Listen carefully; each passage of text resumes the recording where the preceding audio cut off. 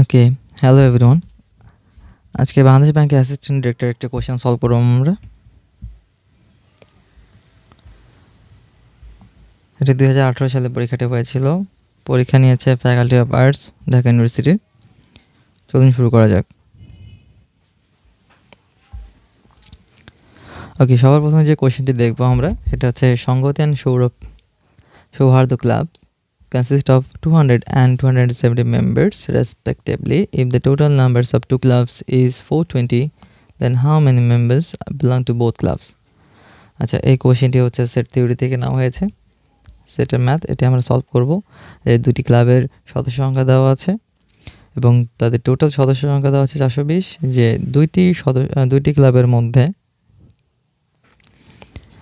কতজন সদস্য দুটি ক্লাবে বিলং করে সেটা আমরা বের করব। ওকে, সর্বপ্রথমে আমরা চলে যাব একটি সূত্রে, সেটা হচ্ছে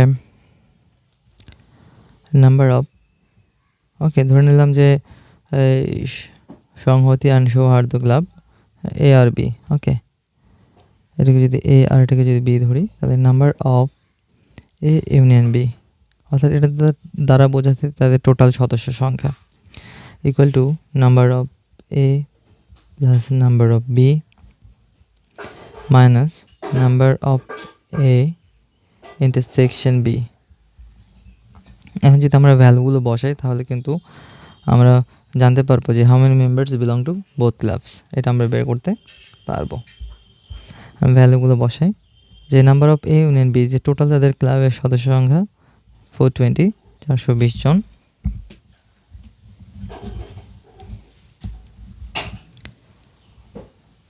ওকে, 420 জন।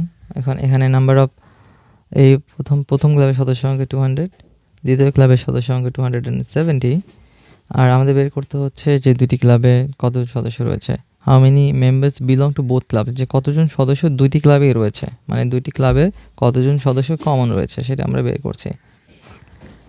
ওকে, জাস্ট এখন শুধু সলভ করলেই হয়ে যাচ্ছে।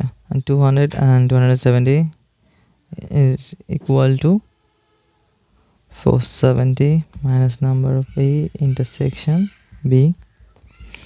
ওকে, number of A intersection B কে যদি আমরা এই পাশে নিয়ে আসি, প্লাস হয়ে যাবে। অ্যান্ড 470 মাইনাস 420 ও পাশে গেলে ডান পাশে চলে মাইনাস 420 হয়ে যাবে। ক্যালকুলেশন করলে 50। সো 50 জন সদস্য দুটি ক্লাবেরই সদস্য। So our right answer is 50। So এখানে একটা জিনিস আমরা খেয়াল রাখি, যে এই যে নাম্বার আর পাওয়ার, অনেক সময় কিছু কিছু জায়গায় দেখা যায় যে number of A union B or intersection B, যে কোনো কিছু, যেটা আমরা এখন করলাম, এটা সেট থিওরির, এটা হচ্ছে সেট থিওরির ম্যাথ। আবার অনেক সময় দেখা যায় power of A union B আর power of A intersection, power of A intersection B, এইগুলো মেইনলি কোথা থেকে এসেছে? ওকে, এটা মেইনলি প্রবাবিলিটি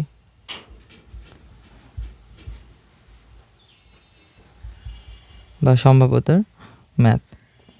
ওকে, এই দুটোর মধ্যে গুলিয়ে ফেলা যাবে না। একটা হচ্ছে সেট থিওরির, একটি হচ্ছে সেট থিওরি, আর একটি হচ্ছে প্রবাবিলিটি বা সম্ভাব্যতার। ওকে, পরবর্তী কোশ্চেনে চলে যাওয়া যাক। পরবর্তী ম্যাথে চলে যাওয়া যাক। আচ্ছা, এখানে বলা হয়েছে যে 1/3 of the complementary angle to 60 is what? Okay, সর্বপ্রথম আমরা কমপ্লিমেন্টারি অ্যাঙ্গেল জিনিসটা কি এটা আমরা জানি। Okay, complementary angle and supplementary angle, এই দুইটা অ্যাঙ্গেল রয়েছে। কমপ্লিমেন্টারি অ্যাঙ্গেল হচ্ছে পুরোকোণ, অর্থাৎ যে দুইটি কোণের সমষ্টি যদি 90 ডিগ্রি হয়, তাহলে তারা আরেকটির পুরোকোণ বা কমপ্লিমেন্টারি অ্যাঙ্গেল।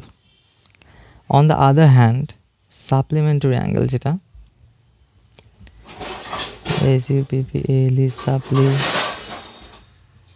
সাপ্লিমেন্টারি অ্যাঙ্গেল যেটা, ওকে, যেটাকে বলা হচ্ছে সম্পূরক কোণ। আমরা কিন্তু বাংলাগুলো জানি, সম্পূরক কোণ কাকে বলে, পুরো কোণ কাকে বলে, এগুলো জানি, কিন্তু যেহেতু আমাদের পরীক্ষাতে এগুলো ইংরেজি টার্মে আসে, এই জন্য আমাদের সলভ করতে একটু কষ্ট হয়ে যায় বা প্রবলেম ফেস করি আমরা। ওকে, সাপ্লিমেন্ট জিনিসটা আমরা এভাবে মনে রাখবো যে আমাদের কোনো অসুখ হলে বা যে কোনো ধরনের ডায়েট প্ল্যানের ক্ষেত্রে আমরা কিন্তু সাপ্লিমেন্ট আমাদের দেয়, যেটা হচ্ছে সম্পূরক খাবার, যে একটা খাবার দিয়ে আমাদের চাহিদা পূরণ হচ্ছে না, সেটার সাথে আরেকটু খাবার অ্যাড করে দেয়। এভাবে আমরা মনে রাখতে পারি যে সাপ্লিমেন্ট হচ্ছে সম্পূরক কোণ। ওকে, সাপ্লিমেন্টারি অ্যাঙ্গেল হচ্ছে সম্পূরক কোণ। আর এই ক্ষেত্রে দুটি কোণের সমষ্টি হবে, কত? আচ্ছা, এই ক্ষেত্রে দুটি কোণের সমষ্টি হবে 180 ডিগ্রি, অর্থাৎ দুটি কোণের সমষ্টি 180 ডিগ্রি হলে একটি কোণ আরেকটি কোণের সম্পূরক কোণ। আচ্ছা, আমাদের প্রশ্ন বলা হচ্ছে কমপ্লিমেন্টারি অ্যাঙ্গেল, যে 1/3 of the complementary angle is 60। ওকে, যে কত হবে? সো 60 কমপ্লিমেন্টারি অ্যাঙ্গেল কত হবে? 60 কমপ্লিমেন্টারি অ্যাঙ্গেল হবে না 30, যেহেতু আমরা জানি দুটি কোণের সমষ্টি 90। সো এই 30-র 1/3 কত হবে? এই 30-র 1/3 হবে 10 ডিগ্রি।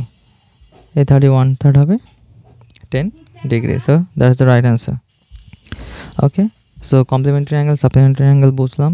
পরবর্তী কোশ্চেন চলে যাওয়া যাক। এটা হচ্ছে ক্ষেত্রফল থেকে রম্বসের ক্ষেত্রফল। The area of a rhombus is 96 square centimeter and the length of one of the diagonals is 16 centimeter, the length of the other diagonals. আচ্ছা, রম্বস তো আমরা জানি। ওকে, এটি একটি রম্বস। ওকে, এটি একটি রম্বস যার চারটি বাহু পরস্পর সমান, এবং এখানে থাকবে কি? এবং এখানে দুইটা কর্ণ থাকবে। রম্বসের দুইটা কর্ণ কিন্তু আলাদা কম্পেয়ার টু স্কোয়ার। আমরা যদি একটা স্কোয়ারের দিকে দেখি, যে স্কোয়ার চারটি বাহু সমান, ঠিক আছে, প্রত্যেকটি কোণ 90 ডিগ্রি, কিন্তু রম্বসের ক্ষেত্রে কিন্তু কোনো সমকোণ নয়। এবং বর্গের যে ডায়াগোনাল বা কর্ণগুলো থাকবে, বর্গের ডায়াগোনাল বা কর্ণগুলো কিন্তু কি থাকবে? সেম, দুটি সমান থাকবে, কিন্তু রম্বসের ক্ষেত্রে দুটি কর্ণের দৈর্ঘ্য আলাদা। আমাদের প্রশ্ন বলা হচ্ছে দুটি ডায়াগোনালসের একটি ডায়াগোনালস দেওয়া আছে, আমাদের আরেকটি ডায়াগোনাল বের করতে হবে। এখন আমরা কি জানি? ওকে, আমরা জানি হচ্ছে রম্বসের ক্ষেত্রফল সমান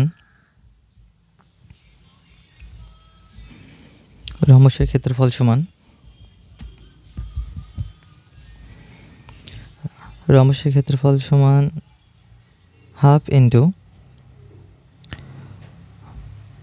কর্ণদ্বয়ের গুণফল।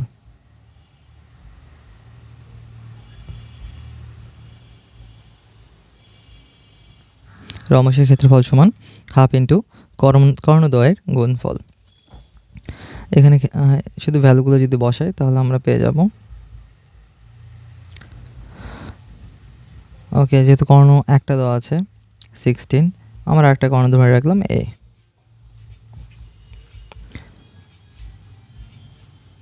ওকে, যদি আমরা ক্যালকুলেশন করি তাহলে পেয়ে যাব 96 ইন্টু 2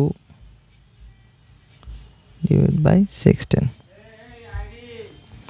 288 ইন্টু 12, 8×12 96। সো আমাদের দুটি কর্ণের মধ্যে একটি কর্ণ দেওয়া ছিল, আর আরেকটি কর্ণ হবে 12 সেন্টিমিটার, ওকে, নেক্সট কোশ্চেনে চলে যাই। খুব ইজি একটা অঙ্ক। The ratio of two numbers is 3 and 4 and their sum is 630.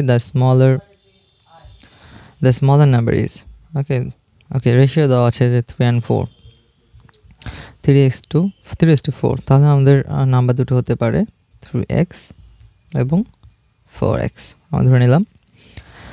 এখন এদের সাম হচ্ছে কত? সাম হচ্ছে 630। এটা যদি আমরা ক্যালকুলেশন করি, 4 3 7 7x equal to 630 630 and x equal to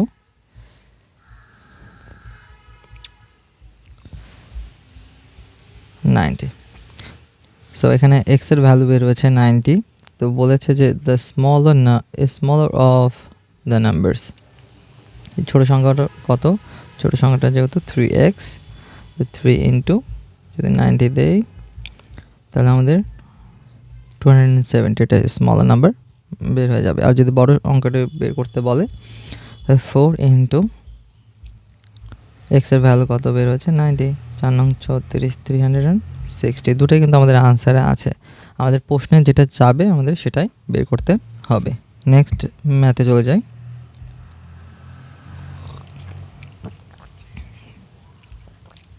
ওকে, এটাও ইজি, সূচক থেকে নেওয়া হয়েছে। এখানে বলা হচ্ছে যে 4 two the power twice x plus 1 equal to 32। এখন আমাদের এখানে এক্স এর ভ্যালু কত, এক্স এর ভ্যালু বের করতে বলেছে। সো আমাদের সূচকের যে পরিচয়, এই পরিচয়টা আমরা দেখি যে এখানে যে সামনে যে অঙ্কটা রয়েছে 4, এটা হচ্ছে, এটাকে বলা হচ্ছে বেস। আর টুয়াইস এক্স প্লাস 1 এই জিনিসটাকে বলা হচ্ছে পাওয়ার বা এক্সপোনেন্ট। ওকে, এটাকে আমাদের সলভ করতে হবে। সবচেয়ে ছোট 4কে যদি আমরা ভাঙি তাহলে হবে 2 স্কোয়ার, এটার পাওয়ার আবার থাকবে টুয়াইস এক্স প্লাস 1। আর 32কে যদি ভাঙি তাহলে আমরা কত পেতে পারি দেখি, 16 দুগুণে 32, 8 দুগুণে 16, 2 4 দুগুণে 8, 2 দুগুণে 4, তাহলে 1 2 3 4 5, 5টা 2 পেয়েছি। That mean 2 to the power 5 equal to 32। আচ্ছা, এই 2টা এদের সাথে ইনক্লুড করে দেব,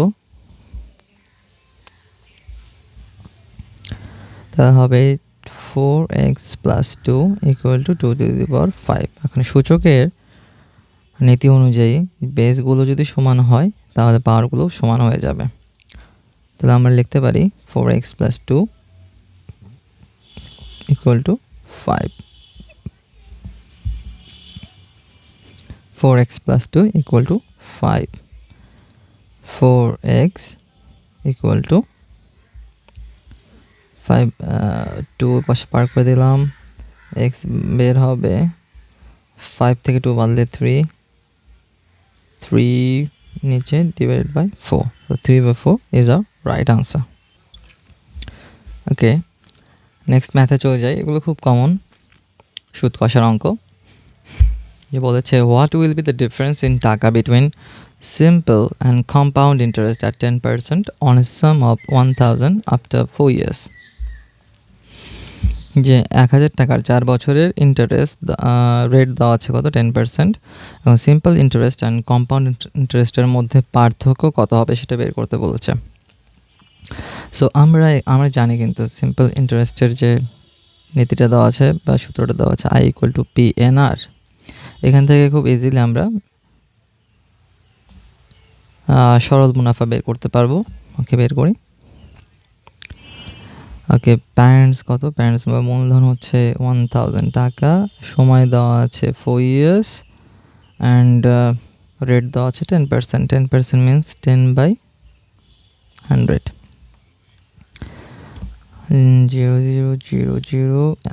ইন্টু 4 ইকুয়াল টু 400।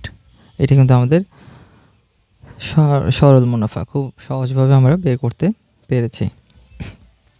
এখন আমাদের কম্পাউন্ড ইন্টারেস্ট বের করতে হবে। কারণ কম্পাউন্ড ইন্টারেস্টের ক্ষেত্রে আমাদের মনে রাখতে হবে এখানে চলে আসে মুনাফা সহ মূলধন, যেটাকে সি বলা হচ্ছে। সি মুনাফা সহ মূলধন, মুনাফা সহ মূলধন, C equal to P into 1 plus R to the power N. এটা হচ্ছে মুনাফা সহ মূলধন। এখান থেকে যখন আমরা এই মূলধনটা বিয়োগ দিয়ে দেব তখন আমরা শুধু মুনাফা পেয়ে যাবো। এটা মুনাফা সহ মূলধন রয়েছে, এখান থেকে আমরা মূলধনটা বিয়োগ করে দিলে আমরা মুনাফা পাবো। ওকে, এখন এটার ভ্যালু বের করি। পি ইকুয়াল টু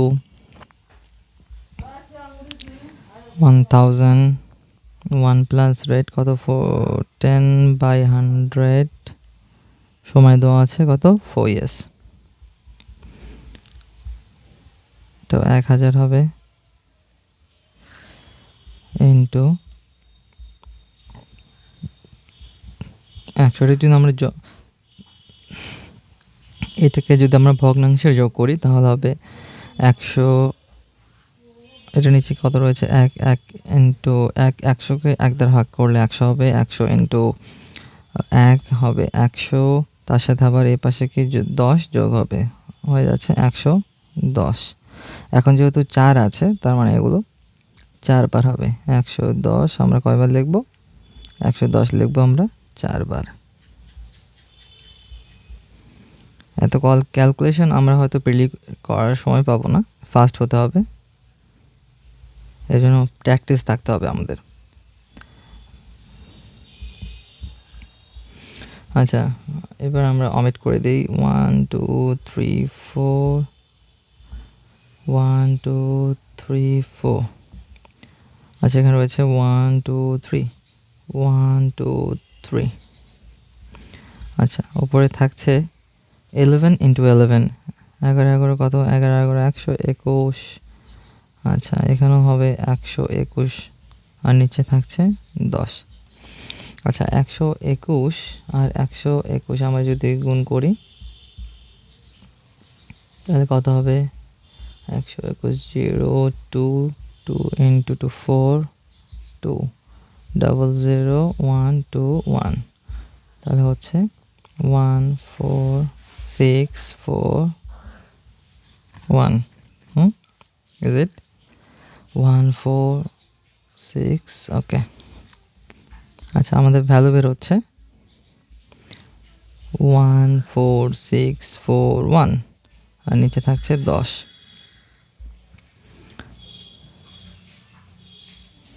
10 দ্বারা ভাগ করলে হবে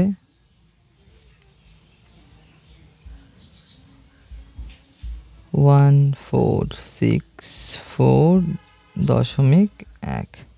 এটা হচ্ছে আমাদের মুনাফা সহ মূলধন।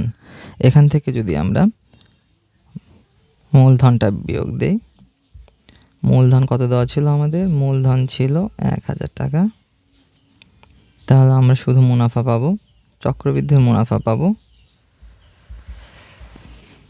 464.1। এটা হচ্ছে আমাদের চক্রবৃদ্ধির মুনাফা।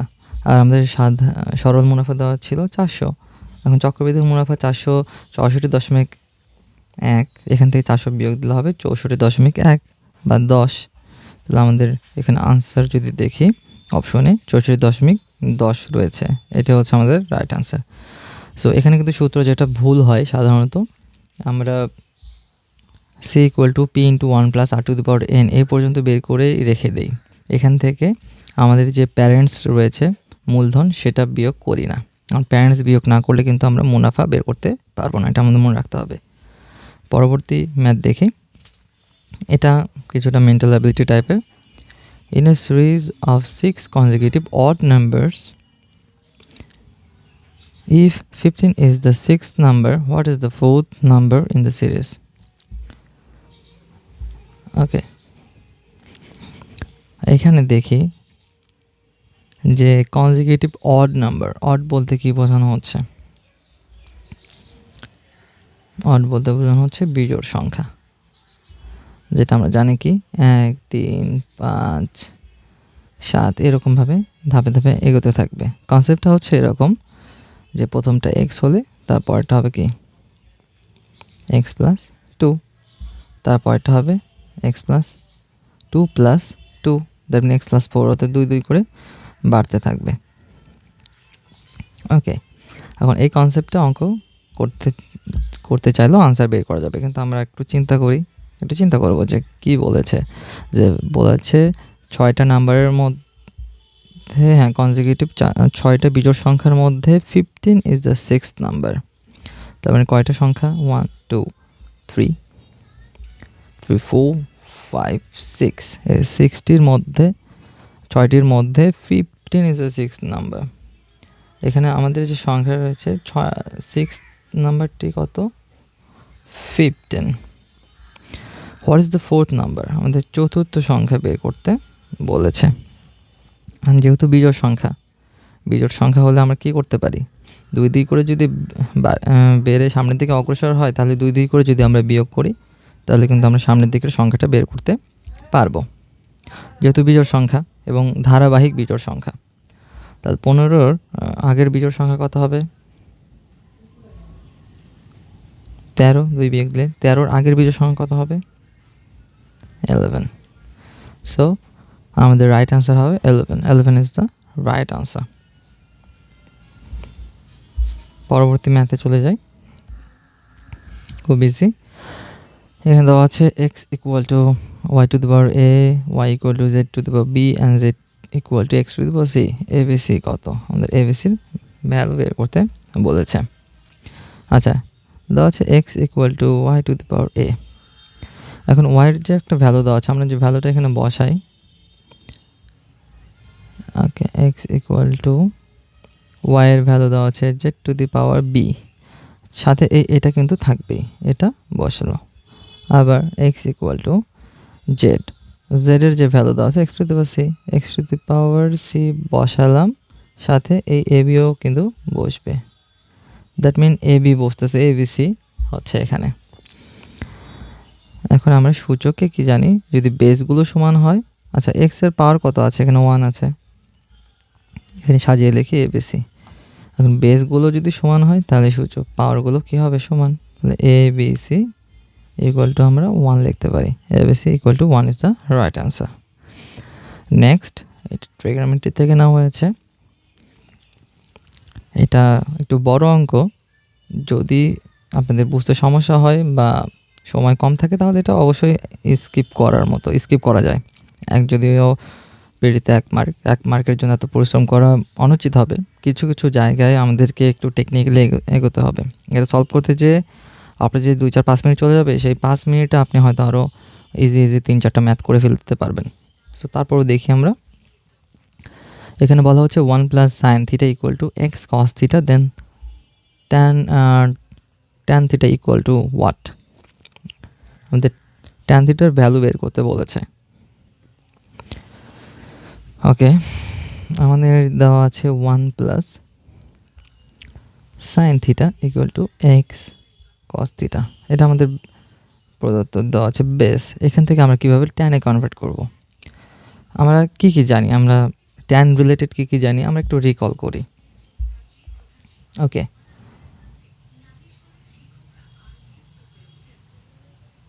ওকে, সবার প্রথমে আমরা যেটা জানি, ত্রিভুজ থেকে সমকোণী ত্রিভুজের যে গঠন থেকে, সেটা আমরা জানি tan theta equal two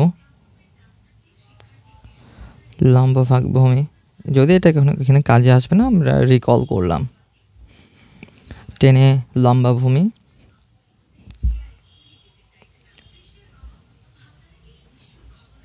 tan theta equal two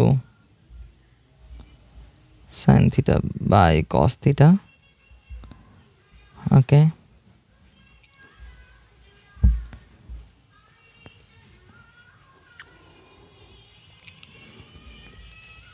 ওকে, এছাড়া রয়েছে সেক স্কোয়ার থিটা, একটা সূত্র রয়েছে, sec square theta minus tan square theta equal to 1। Okay, এই ট্যান রিলেটেড আরও অনেক কিছু আছে, আমাদের এই অঙ্কটা সলভ করতে যে এগুলো লাগবে। এখন আমরা দেখি যে এখানে যে বাম পাশে যে রাশিটা রয়েছে, এখান থেকে আমরা ট্যানকে কীভাবে কনভার্ট করতে পারবো। আমরা এখানে দেখলাম যে tan theta equal to sine by cos. এখানে সাইন যেহেতু আগে থেকে দেওয়া আছে, এটাকে যদি আমরা কস দ্বারা ভাগ করি, তাহলে কিন্তু এখানে ট্যান চলে আসবে। সো করি, পুরোটাকে কস দ্বারা ভাগ করতে হবে।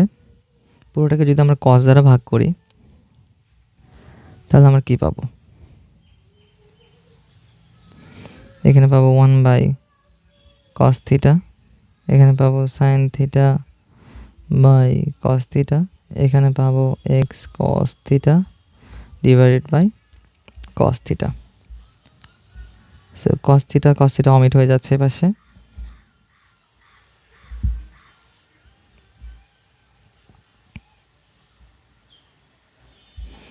ওকে, এবার 1/cos থিটা সমান কি? কসের সাথে কার সম্পর্ক রয়েছে? কসের সাথে সেকের সম্পর্ক রয়েছে।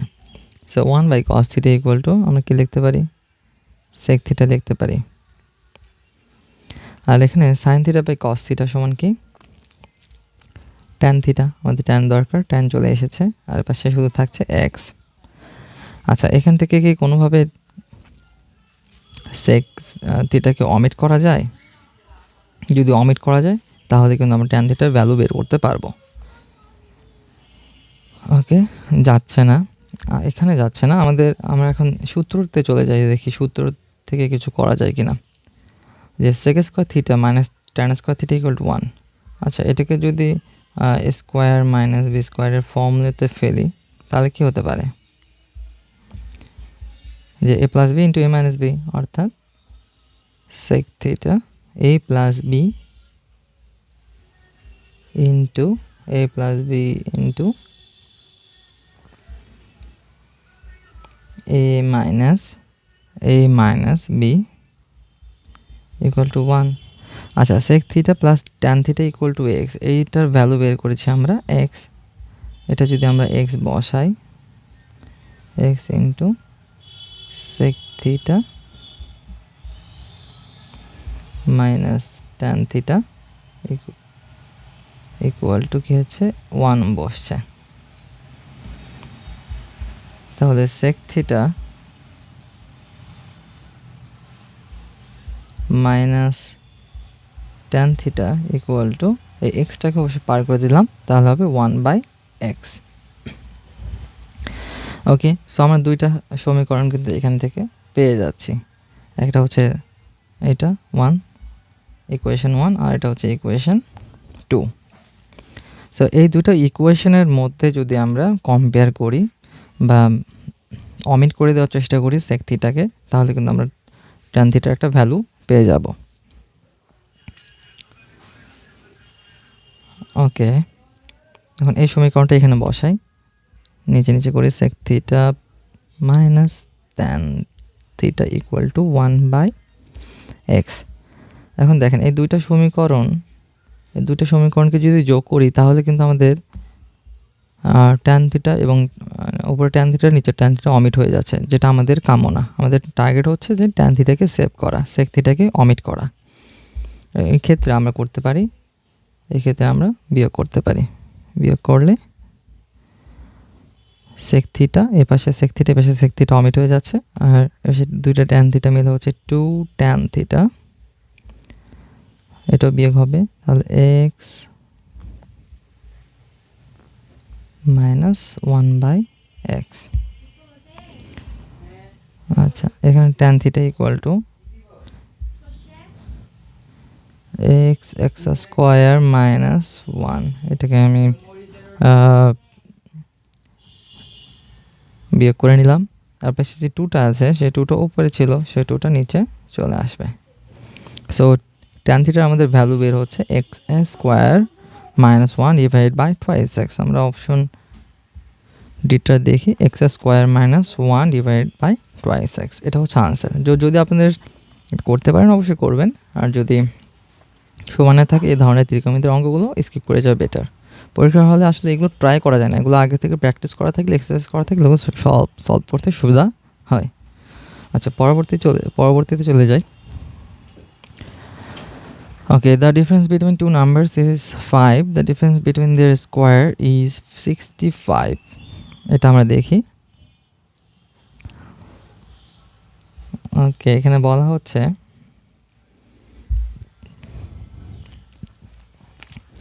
দুইটি নাম্বার। ওকে, একটা নাম্বার যদি এ হয় তাহলে আরেকটি নাম্বার কি বি, এইভাবে কিন্তু করা যাবে, কিন্তু আমরা এত লং প্রসেসে বা লেন্দি প্রসেসে যাব না। এখানে বলা হচ্ছে দুটি সংখ্যার মধ্যে যে ডিফারেন্স বা পার্থক্য সেটা কত, 5। তাহলে একটি সংখ্যা যদি এ হয় তার একটি সংখ্যা কত হবে? একটি সংখ্যা যদি এ হয় তাহলে আরেকটি সংখ্যা হবে এ প্লাস 5 অথবা এ মাইনাস 5, যে কোনো একটা।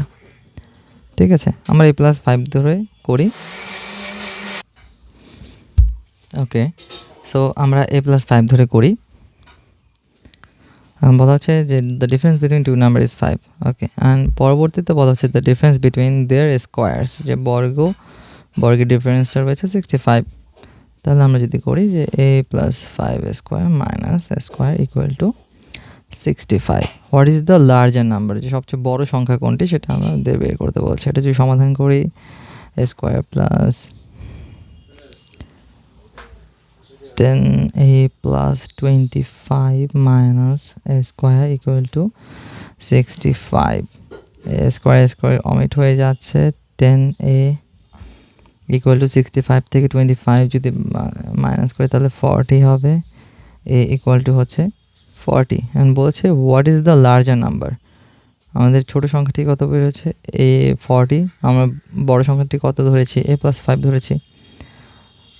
তাহলে এটার সাথে 40 সাথে যদি 5 যোগ করে দিই তাহলে হবে 45। এটা হচ্ছে আমাদের লার্জার নাম্বার।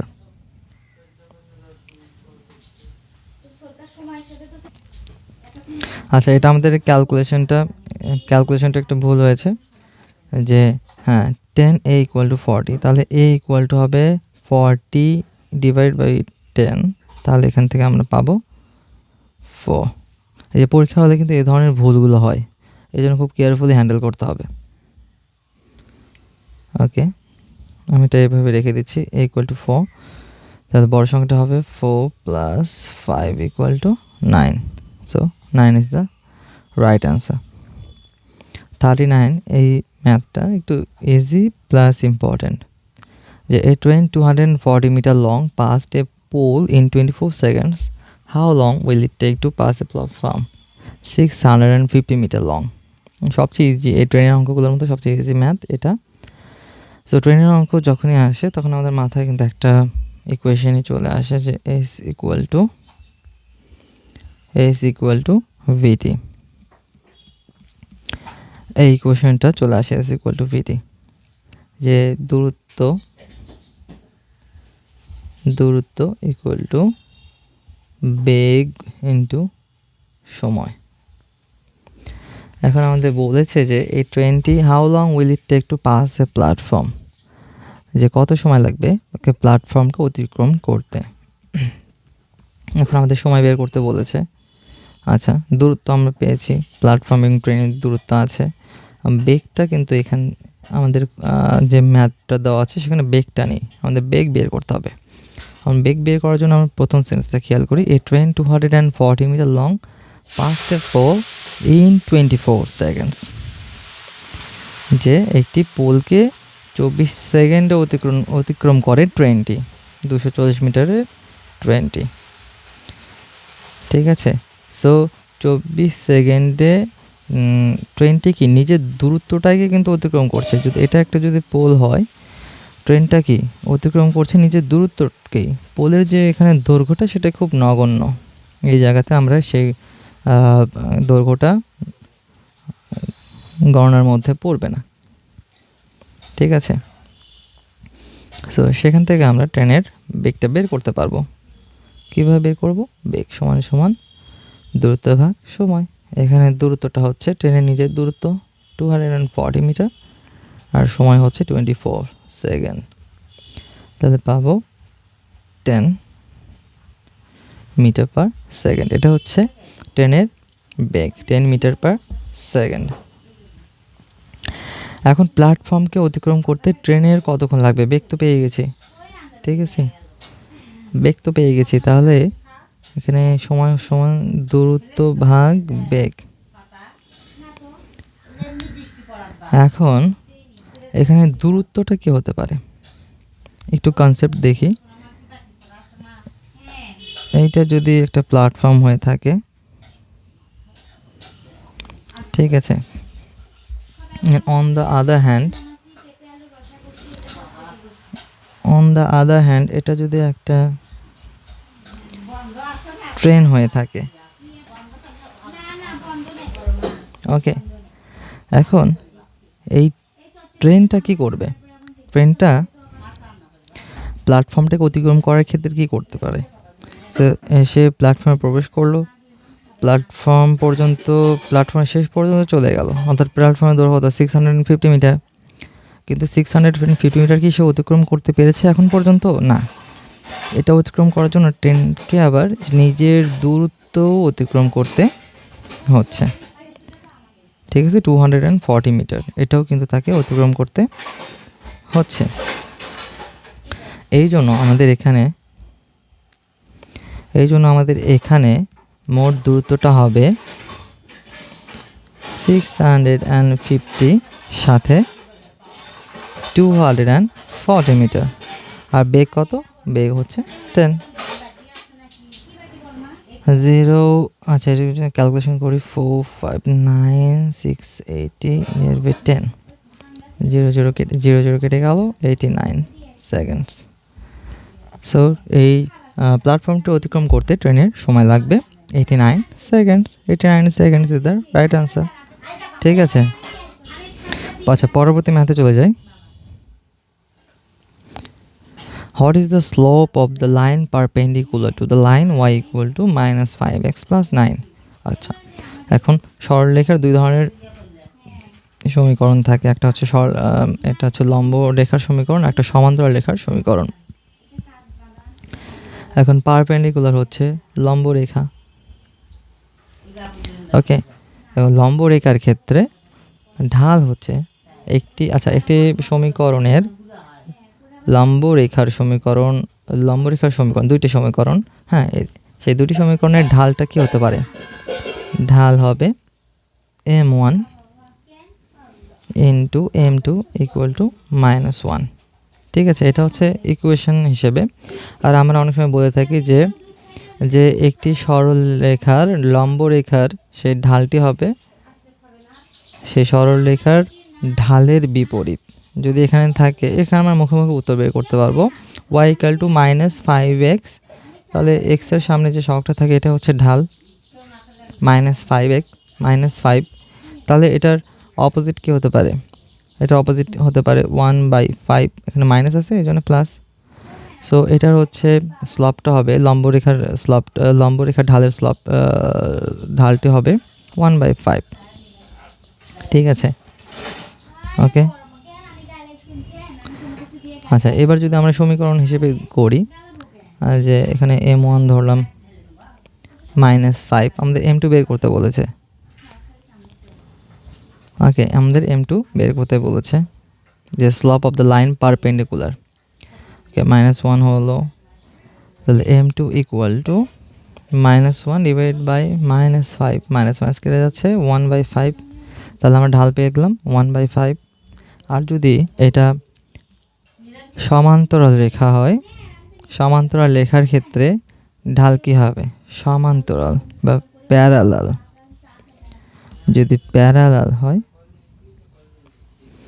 প্যারালাল রেখা হয়, যদি বলে যে what is the slope of the line parallel to the line y equal two -5x plus 9, যদি প্যারালাল হয় সেক্ষেত্রে ঢাল হবে m1 ইকুয়াল টু m2। খুব সিম্পল। সো এখানে দেওয়া আছে, সো এই রেখার ঢাল কত? m1 ইকুয়াল টু -5, তাহলে m2 ইকুয়াল টু হবে -5। প্যারালাল খুব ইজি, পারপেন্ডিকুলার একটু কনফিউজিং, মনে রাখবো আমরা এইভাবে। সো পরবর্তী ম্যাথে চলে যাওয়া যাক। বলেছে এখানে বলেছে y by x equal to 3/7, তাহলে হচ্ছে 3x equal to 7y, 3x equal to 7y। এই সমীকরণটাকে যদি আমরা পার করে নিয়েছি 7y-কে, 3x - 7y ইকুয়াল টু 0। আরেকটি সমীকরণ দেওয়া আছে x plus 2y equal to 13। আমাদের y এর ভ্যালু বের করতে বলেছে। y এর ভ্যালু বের করার ক্ষেত্রে আমরা xটাকে অমিট করে দেব। এখন নিচের যে সমীকরণটা আমরা পেয়েছি এটাকে যদি আমরা 3 দ্বারা মাল্টিপ্লাই করি এবং বিয়োগ করে দেই, তাহলে কিন্তু আমাদের এক্সটাকে অমিট করতে আমরা পারছি। 3 দ্বারা মাল্টিপ্লাই করি, 3x plus 6y equal to 39। So এই সমীকরণ থেকে এই সমীকরণটা আমরা বিয়োগ করে দেব।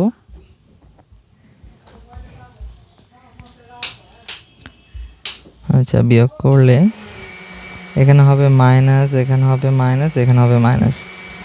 তো 3x চলে গেল, এখানে থাকছে -7y আর -6y, তাহলে হবে -13y equal to -39, y equal to 3, y equal to কী হবে 3, মাইনাস মাইনাস কেটে যাচ্ছে, সো আমাদের y এর ভ্যালু বের হচ্ছে 3। সো পরবর্তী ম্যাথে চলে যাই, অসমতার অঙ্ক, যে 1 - 3x less than or equal 4, দেন যে 1 - 3x less than or equal 4। আচ্ছা, আমাদের কাজ হচ্ছে এক্সটাকে ফ্রি করা। এক্সটাকে যদি আমরা ফ্রি করতে চাই তাহলে এই পাশে 1 আছে, 1কে পার করে দিলাম, 4 এখানে প্লাস আছে, এ পাশে পার হলে মাইনাস হয়ে যাবে, -3x less than or equal 3। এবার আমাদের একটু সচেতন থাকতে হবে। সেটা কি? সচেতনটা এইভাবে থাকতে হবে যে আমাদের এক্সকে ফ্রি করতে হবে, আমাদের এক্সকে ফ্রি করতে হবে। এক্সকে ফ্রি করার ক্ষেত্রে এখানে আমরা -3 দ্বারা ভাগ করতে পারি, এ পাশে -3 ভাগ হবে, এ পাশে -3 দ্বারা ভাগ হবে। এখন এই অসমতার ক্ষেত্রে যখন আমরা মাইনাস দ্বারা ভাগ বা গুণ করব, সেক্ষেত্রে এই চিহ্নটা চেঞ্জ হয়ে যাবে, বড় থাকলে হবে ছোট, ছোট থাকলে হবে বড়, এরকম। ওকে, সো -3 দ্বারা যদি ভাগ করি সেক্ষেত্রে আমরা পাবো -3 দ্বারা যদি ভাগ করি তাহলে এখানে -3 কেটে যাচ্ছে, x greater than or equal, এ পাশে হবে, এই পাশে কী হবে, এই পাশে হবে -1। সো দেখি X greater than or equal -1। So ঘর নাম্বার আনসারটা রাইট আনসার। সো নেক্সট, এটাও ত্রিকোণমিতি থেকে নেওয়া হয়েছে, পরিমিতি এগুলোকে বলে। If a pole 6 metre high, আচ্ছা দেখি কি বলেছে। If a pole 6 metre high, এটা একটা পোল ধরলাম আমরা, এই পোলটা 6 মিটার হাই লম্বা, ক্যাস্ট এ শ্যাডো, এটা হচ্ছে shadow 2√3 metre long, 2√3 metre long on the গ্রাউন্ডে পড়েছে, এটা পোলের। ওকে, এখন বলছে যে what is the elevation of the sun, elevation of the sun, এটা যদি সূর্য হয়, এই সূর্যের উন্নতি কোণ বের করতে বলেছে, ওইটা হচ্ছে অ্যাঙ্গেল অফ এলিভেশন। এখন এই অ্যাঙ্গেল রিলেটেড কী কী দেওয়া আছে, লম্ব দেওয়া আছে আর ভূমি। তাই লম্ব এবং ভূমির সাথে যায় কোন ধরনের ত্রিকোণমিতিক রাশি। আচ্ছা, এখানে দেখি যে লম্ব এবং ভূমি দেওয়া আছে, তাহলে আমরা পাবো tan থিটা, যে tan থিটা সমান সমান সমান লম্ব ভাগ ভূমি।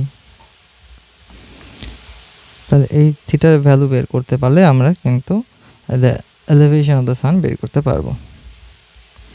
তো লম্ব কত 6, ভূমি কত 2√3,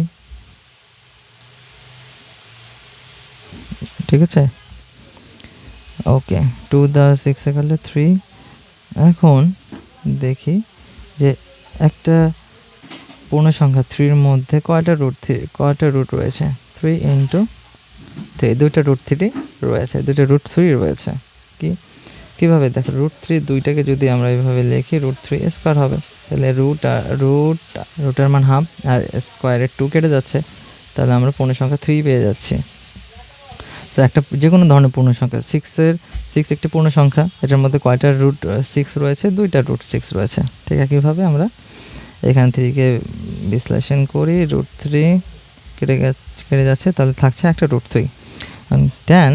tan 60 ডিগ্রির মান √3, আমরা লিখতে পারি tan 60 degree equal to,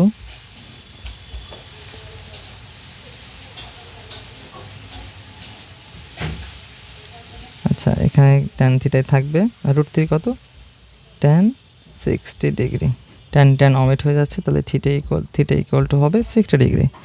so the elevation of the sun হবে 60 ডিগ্রি। এখানে জেনে রাখি যে এলিভেশন রয়েছে একটু উন্নতি কোণ, আর অবনতি কোণ কোথায় হবে? অবনতি কোণ হবে এই জায়গাতে। ওকে, এটাকে বলবে angle of depression, angle of depression, অবনতি কোণ।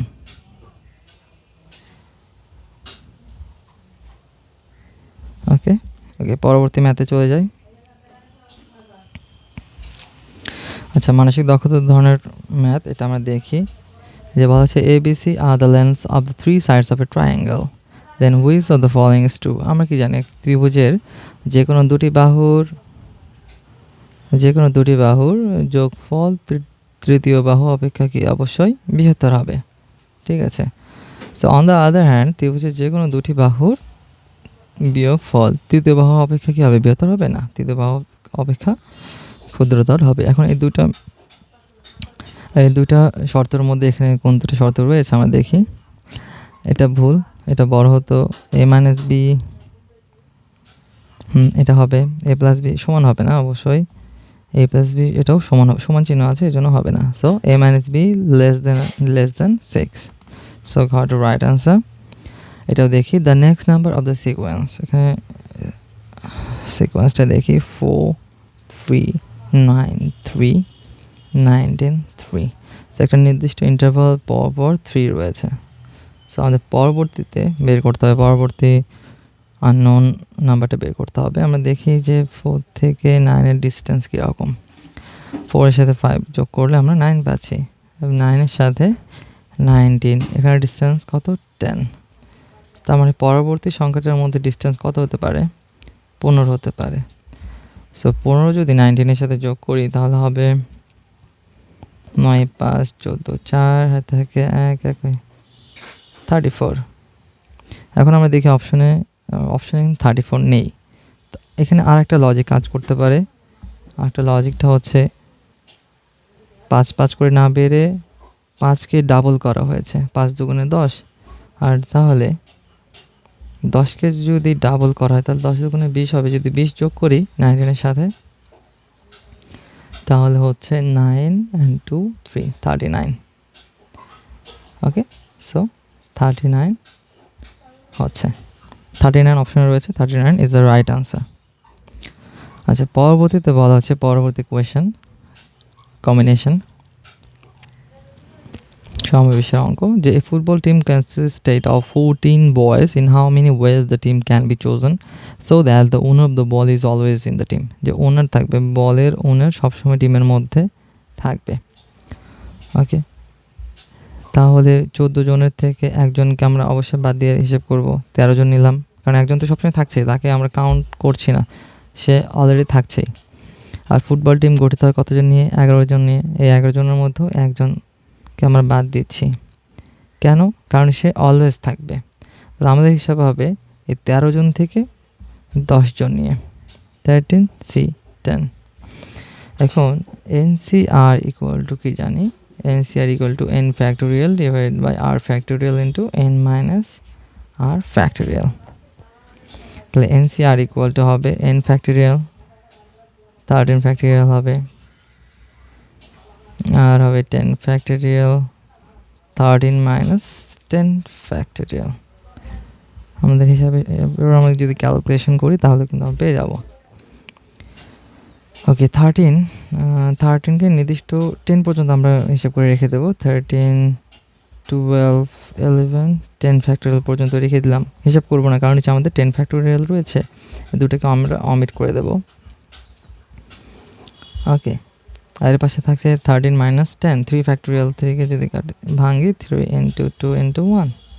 আচ্ছা, এবার ক্যালকুলেশন করি, 2 দিয়ে কাটলে 6, 3 দিয়ে কাটলে 2, তাহলে হচ্ছে 13 দুগুণে 26 ইন্টু 11, 26 ইন্টু 11, 6 11 66, 6 হাত থেকে 6,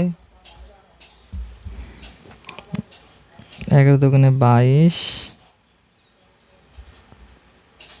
6 11 66, 6 হাত থেকে 6, 11 দুগুণে 22, 22 আর 6 28। ওকে, 286, সো 286 এই উপায়ে ফুটবল টিমটি গঠিত হতে পারে। So that the owner of the ball is always in the team.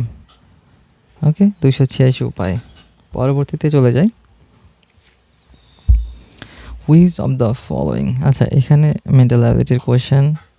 এখানে দুইটা এ রয়েছে, দুটো এর পরিবর্তে একটা ই হবে। সো এখানে যে শব্দটি গঠন হতে পারে SALIENT, salient। ওকে, সো অপশন সি।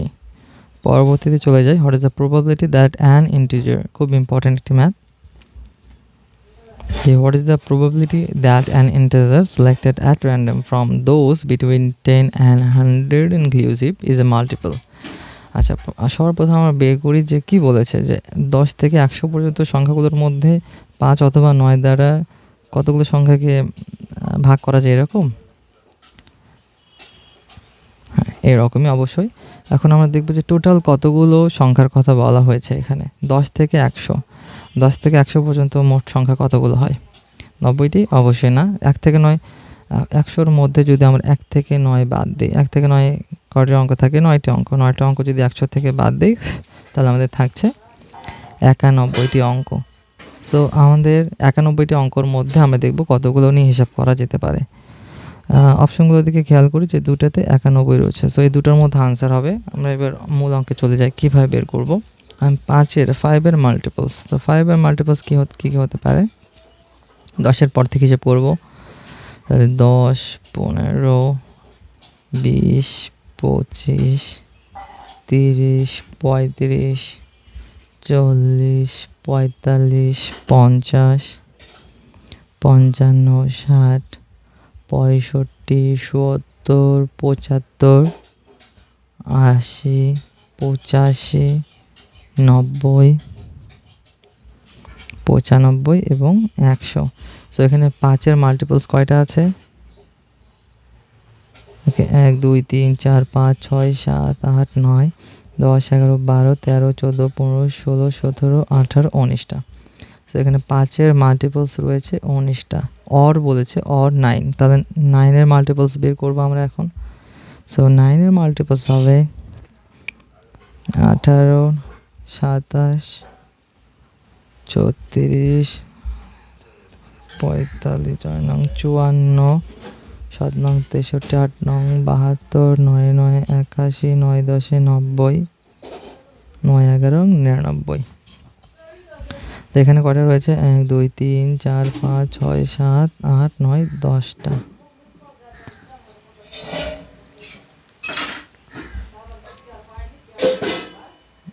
ওকে, এখানে রয়েছে 10টি।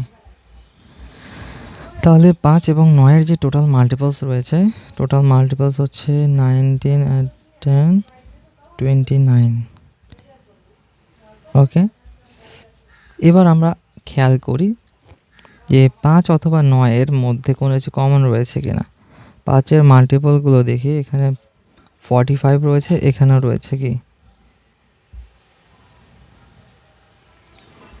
এখানে 45 রয়েছে, এখানেও 45 রয়েছে, এখানেও 90 রয়েছে, এখানেও 90 রয়েছে। তার মানে এই 29 মাল্টিপলসগুলোর যে আমরা অ্যাডিশন করেছি, এই অ্যাডিশনগুলোর মধ্যে 2টা করে মাল্টিপল কমন নিয়েছি। সেই 2টা মাল্টিপলকে যদি আমরা সাবস্ট্রাক্ট করি, তাহলে হবে 27 মাল্টিপলস।